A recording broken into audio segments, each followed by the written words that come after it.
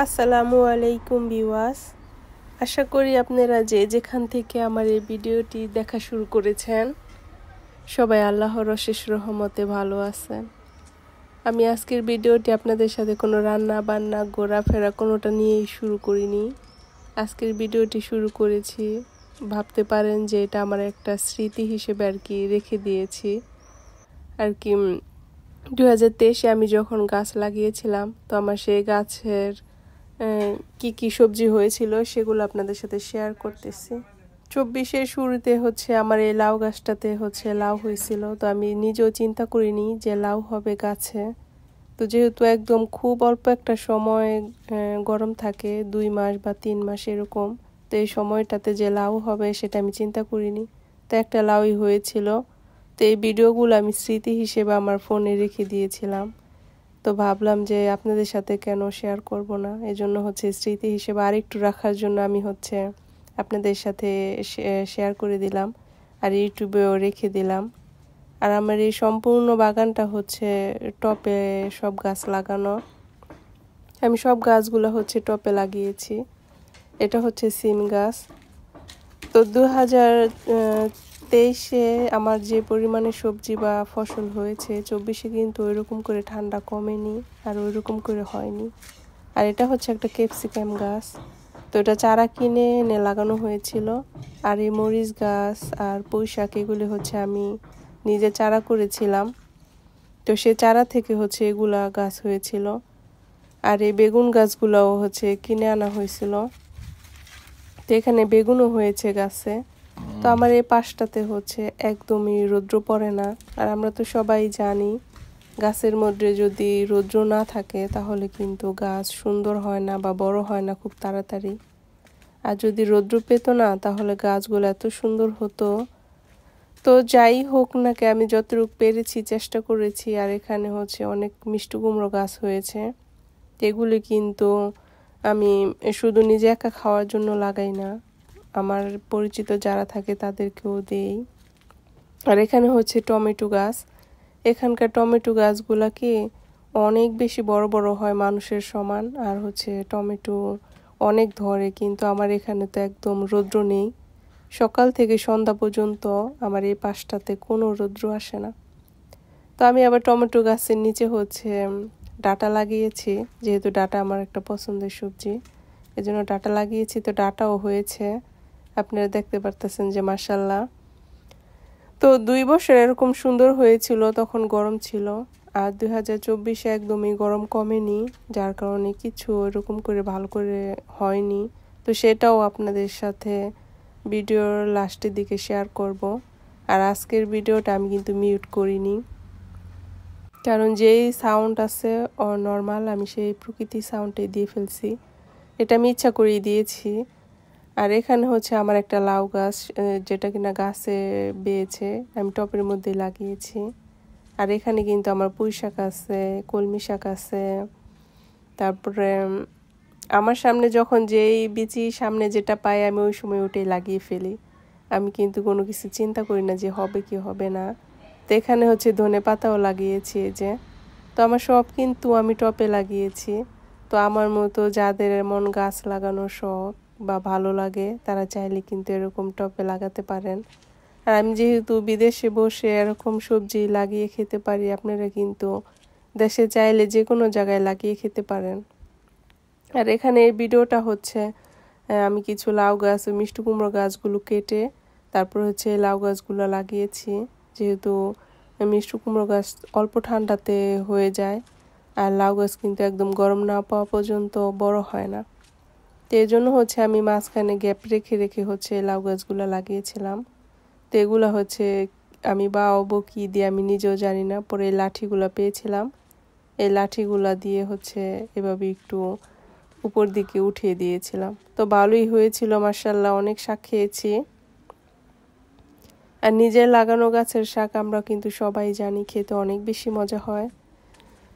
তো শখের বশে গাছগুলা লাগানো, আমি অনেক বেশি আনন্দ পাই গাছ লাগিয়ে, আমার কাছে ভালো লাগে। তো আপনাদের সাথে ভালো লাগা থেকে শেয়ার করলাম, আশা করি আপনাদের কাছেও ভালো লাগবে।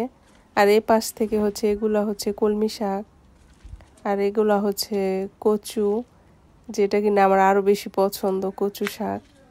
তো এই কচু হচ্ছে লতি আপনাদেরকে দেখাইছিলাম, ওই কচু লতির আগাগুলো আমি লাগিয়েছিলাম, তারপরে হচ্ছে এই কচুগুলো হয়েছে, আবার এখান থেকে লতিও হয়েছে। তো যে কোনো জিনিস যত্ন করলে মাশাআল্লাহ ওই জিনিস ভালো ফলাফল আসে, সেটা আমি বিশ্বাস করি। তো খুব যত্ন করে এই গাছগুলা লাগিয়েছিলাম, আর মাশাআল্লাহ দিলে খুব সুন্দরও হয়েছিল। আর এই কচু গাছগুলা কিন্তু অনেক সুন্দর আমার কাছে, কিন্তু আমি যে এখন আপনাদের ভিডিও দিতেছি আমার কাছে কিন্তু অনেক বেশি ভালো লাগতেছিল। আশা করি আপনাদের কাছেও ভালো লাগবে। আর যেহেতু গার্ডেনিং এর ভিডিও দিয়েছি আপনাদের সাথে, তো এই জন্য হচ্ছে জানি বেশি কথা খুঁজে পাবো না, এই জন্য আর সাউন্ডগুলা মিউট করিনি। তারপরও চেষ্টা করব বলার জন্য। আমি এখানে কিন্তু একটা টবে আম গাছও লাগিয়েছিলাম, আর আম চারা আর কি, আম খেয়ে আমের বড়াটা লাগিয়েছিলাম। সেটা কিন্তু গাছ হয়েছিল, কিন্তু যখন ঠান্ডা এসেছিল তখন হচ্ছে গাছটা মারা গিয়েছে। আর কি শখের বসে লাগিয়ে রাখছি এই আর কি, আর অন্য কিছু না, যে আম হবে খাবো সে আশা না, এমনি গাছটা হয়েছে তাই লাগিয়ে রাখছিলাম। তো এটা হচ্ছে আমার 2023-এর সম্পূর্ণ ভিডিওটা, গাছের শুরু থেকে শেষ পর্যন্ত আপনাদেরকে আর কি দেখিয়ে দিলাম। এটা হচ্ছে একটা করলা গাছ, এখানে হচ্ছে কিছুটা করলাও ধরেছিল। আর আমার মতো কার কার এমন গাছ বপন করার শখ আছে সেটাও চাইলে কমেন্টে জানাতে পারেন। আর এখানে হচ্ছে যে বেগুন, বাংলাদেশের বেগুনের চারা, যদিও খেতে পারিনি, শীত চলে আসছিল। আর গাছ দেখা যায় কি, এই পুঁই শাক গাছগুলো দেখেন রোদ্রের অভাবে সাদা হয়ে গেছে, কিন্তু তারপর আমি লাগিয়েছি, একদম ছাড় দেইনি। আর এটা হচ্ছে কালো মরিচের গাছ। আমি সব সময় এই বীজগুলো বাংলাদেশ থেকে এনে রাখি। তো এবার আগে আপনাদের যারা আমাদের যে আপুরা প্রবাসে আছে, তো আপুদের যদি শখ থাকে তাহলে এরকম টবে লাগাতে পারবে, এই জন্য হচ্ছে আমি এই ভিডিওটা শেয়ার করলাম। আমি কিন্তু জালনাতেও টব দিয়ে গাছ রেখেছি, তো সেটাও আপনাদের সাথে শেয়ার করব। আমার সেই গাছগুলোতে হচ্ছে বোমা মরিচ হয়েছে, সেটাও আপনাদেরকে দেখিয়ে দেব। এরকম কিন্তু গাছের সবজি মরিচ আমার কাছে খেতে তো অনেক বেশি ভালো লাগে, খাওয়ার চাইতে বেশি ভালো লাগে আর কি দেখতে। তো আমি লাল শাকও লাগিয়েছি আর কি, যতটুকু সম্ভব আমি যেখানে যেটা পাই আমি সম্পূর্ণটা লাগানোর চেষ্টা করি আর কি। আমার ঘরে সব সময় আমি তো বাংলাদেশ থেকে বিচিয়ে এনে এনে এখানে আমি সংগ্রহ করে রেখে দিই, তারপরে হচ্ছে আমি এক এক সময় এক একটা লাগিয়ে ফেলি। তো সময় যদি একটু বেশি থাকতো না তাহলে আমি আরও অনেক কিছু লাগাতে পারতাম। তো এই যে এখানে আমার মরিচ গাছগুলো যে দেখেন 2টা বোমা মরিচ হয়েছে। তো এই মরিচ খেতে খেতেই না শীত চলে আসছিল, তো এই জন্য আর খেতে পারিনি। আর এটা হচ্ছে আমার 2024-এর, যেটা কিনা এই গত বছর গেল। তো এটা হচ্ছে শুরু থেকে কিছু ভিডিও করা ছিল, তাই আপনাদেরকে শুরু থেকেই দেখানো শুরু করলাম। আর এত বেশি এখানে বৃষ্টি হয় আর কি বলবার, এখানে দেখেন এই যে শাকগুলো উঠে বেঁধে রেখেছি দেওয়ার জন্য। এগুলো হচ্ছে মূলা শাক, এই টবগুলাতে ছিল, তো উঠিয়ে এখন পরে বেঁধে রেখেছি দিব এই জন্য। আর এখানে হচ্ছে লাল শাক, তো আমি যতটুকু সম্ভব আর কি এটি লাল শাক আর মূলা শাক এগুলি একটু কম ঠান্ডাতে হয়ে যায়। আর লাউ গাছ তো বেশি গরম না পড়লে হতে চায় না এখানকার ওয়েদার হিসেবে, এজন্য হচ্ছে যে গাছ ছোট ছোট হয়ে আছে। আর এগুলি হচ্ছে শসা গাছ, শসা বটবটি সিম আমি সবই কিন্তু লাগিয়েছি, কিন্তু দুন্দল, কিন্তু সবজি হওয়ার আগে আগে আমাদের এখানে শীত চলে আসে, যার কারণে সবজি ওরকম মনের মতো করে খেতে পারি না। আর আপনাদের ভাইয়া হচ্ছে এখানে কিছুটা সবজি উঠিয়ে দিচ্ছে, সবজি বলতে শাক, পালং শাক। তো সে পালং শাক উঠাচ্ছিল বসে বসে, তো আমি একটু ভিডিও করে রেখে দিয়েছি। আর পালং শাকগুলো কিন্তু শীতের দিনে হয়, ভালোই হয় আর কি, একটু কম শীতে। শীত যখন একটু 20-25 ডিগ্রি যখন আসে বা 30 ডিগ্রি আসে তখন কিন্তু এই পালং শাকগুলো হয়। আর এটা হচ্ছে পুঁই শাক, এগুলি দানা পাকনা দিয়েছি, গাছ হবে বড় হবে তারপর উঠিয়ে লাগাবো। আর এগুলি হচ্ছে আমার শসা গাছ, তো শসাও ধরেছে। আর আমার এই বাগানটা কেমন লাগলো আপনারা চাইলে কমেন্টে জানাতে পারেন। আর আমার মতো যাদের শখ আছে তারা চাইলে লাগাতে পারেন।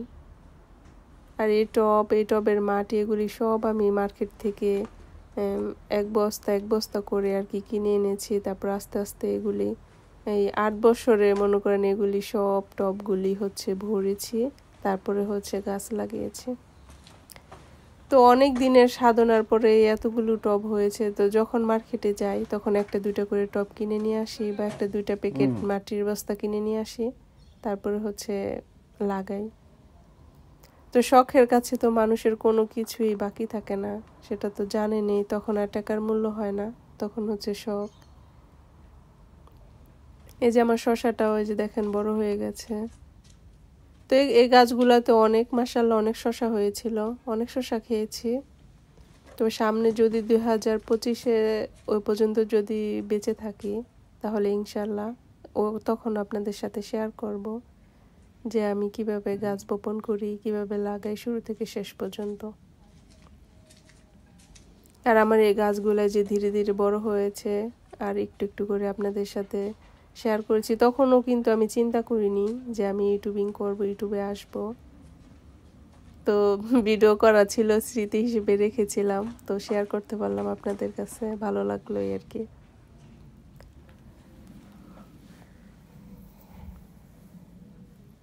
আমার এই ভিডিওটা যারা ধৈর্য ধরে এতক্ষণ পর্যন্ত দেখেছেন আপনাদেরকে অসংখ্য অসংখ্য ধন্যবাদ। আর মন থেকে অনেক দোয়া আর ভালোবাসা রইল।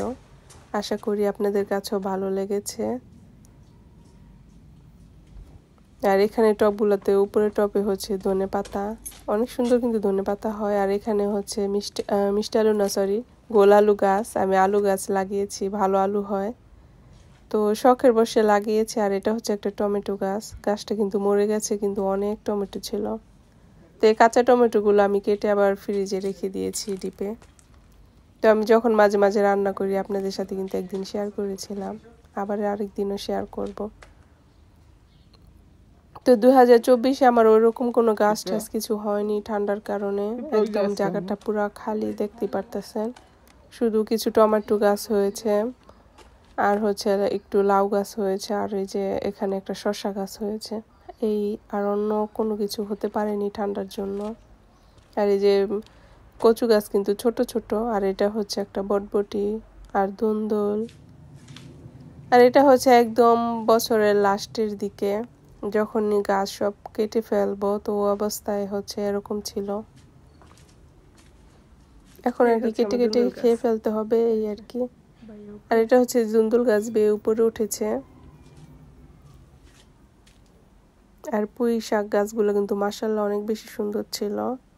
আর আমার এই ভিডিওটা যারা এই শেষ পর্যন্ত ধৈর্য ধরে দেখেছেন, আপনাদের জন্য অনেক অনেক দোয়া আর ভালোবাসা রইল। আপনারাও আমাদের জন্য দোয়া করবেন যাতে সবসময় আপনাদের সাথে ভালো ভালো কিছু শেয়ার করতে পারি। আর আশা করি আজকের ভিডিওটি আপনাদের ভালো লেগেছে। আজকের ভিডিওটি এ পর্যন্তই। আল্লাহ হাফেজ।